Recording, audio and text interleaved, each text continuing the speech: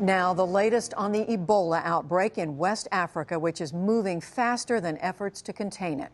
The disease has struck hard in 3 countries, Guinea, Liberia, and Sierra Leone, which is the epicenter. A Liberian government official who had flown to Nigeria's largest city, Lagos, died of the disease in a hospital there.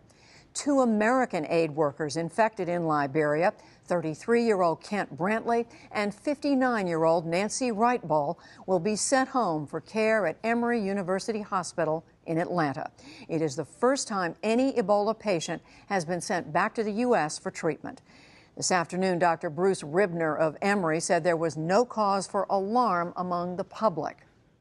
From the time the air ambulance arrives in the metropolitan Atlanta area, up to including being hospitalized at Emory University Hospital, we have taken every precaution that we know and that our colleagues at the CDC know to ensure that there is no spread of this virus pathogen. Hari Srinivasan in our New York studios picks up the story from there. To date, 729 people have died out of more than 1,300 documented or suspected infections. The World Health Organization said it would launch a $100 million plan to deploy more health workers to the region. It came one day after the Centers for Disease Control and Prevention warned Americans not to travel to the affected countries unless necessary. Dr. Tom Frieden is the director of the CDC. He joins me now. So, first off, what can you tell people to assure them that this disease will not spread to Atlanta or other parts of the United States as we bring these patients back? Well, first off, it's really important to understand how Ebola spreads and how it's spreading in Africa. The outbreak there is the worst we've ever seen. But Ebola doesn't spread from people who don't have symptoms. So if you have contact with someone who is exposed but not sick, you can't get it. And second, Ebola isn't spread by casual contact. It's not spread through the air. It's spread through body fluids. That's why in Africa, the two main ways it's spreading are by health care, when there's not good infection control, and funerals, where there's handling of bodies. And in this country, we have plenty of ways to make sure that if a patient with Ebola ends up here, we have isolation facilities in every major hospital in the country and isolation procedures that will prevent healthcare workers from becoming exposed or infected. And of course, if anyone were to die, we have safe burial procedures. It's hard to control in Africa. It's easy to stop in the U.S. So if it is easy to stop, then why the extraordinary measures, the private charter jet, the sort of isolation or unit that contains the patients? The issue is that the stakes are so high. So if you have a lapse in infection control in a hospital, as happens sometimes, you may get an infection, or a healthcare worker may get infected or may spread it to another patient. That's usually not fatal. In Ebola, the fatality rate ranges from 40 up to 80 or 90%.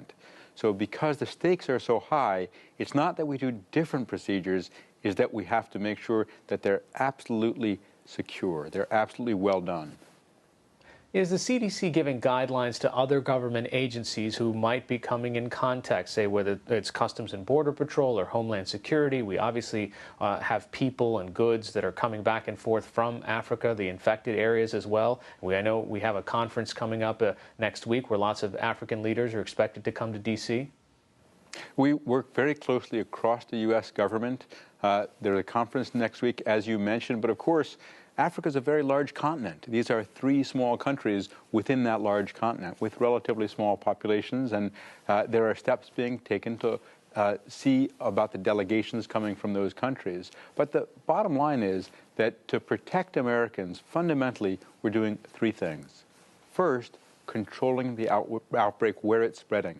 That's the most effective and the best way to do it, because that's the source.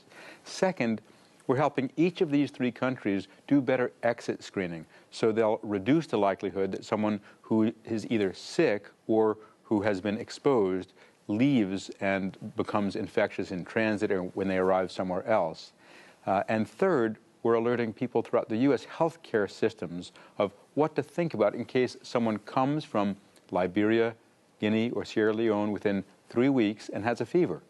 What do? Well, usually it'll be a cold or malaria or flu or something else, but in case it could be Ebola, here's how you test and here's how you isolate. And that's information we get out very widely through the healthcare system. So the World Health Organization said today that it is spreading faster than their ability to contain it. Does that concern you?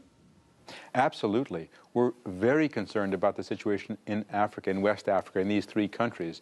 This is the worst outbreak of Ebola we've seen. It's the largest, it's the most complex, it's the most diverse, and it's crossing borders. So when it is controlled in one country, then it has flared up in another. Controlling Ebola is possible. We know how to do it. Even though we don't have medicines and we don't have a vaccine against it, we know how to stop it. And we've been able to stop every outbreak that has occurred to date. And I'm confident we will eventually be able to stop this one. But the challenges are huge because you've got to get the contact tracing right, you've got to get the case management right. And if you miss just one case, it's like embers in a forest fire. It reignites, and then you have to start that process all over again. Briefly, I know that you're sending additional doctors to the region. Any concerns for their health?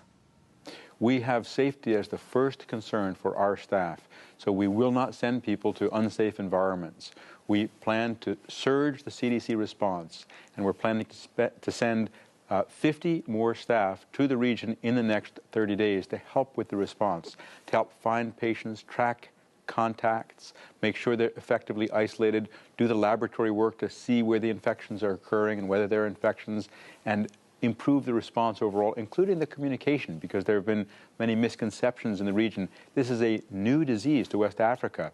It's a big contrast with other places we've worked, where after many years of work, we have very productive and constructive relationships with everyone, ranging from traditional healers to ministries of health. Here, we have to kind of reinvent that system in a new place. Director Tom Frieden of the CDC, thanks so much. Thank you very much.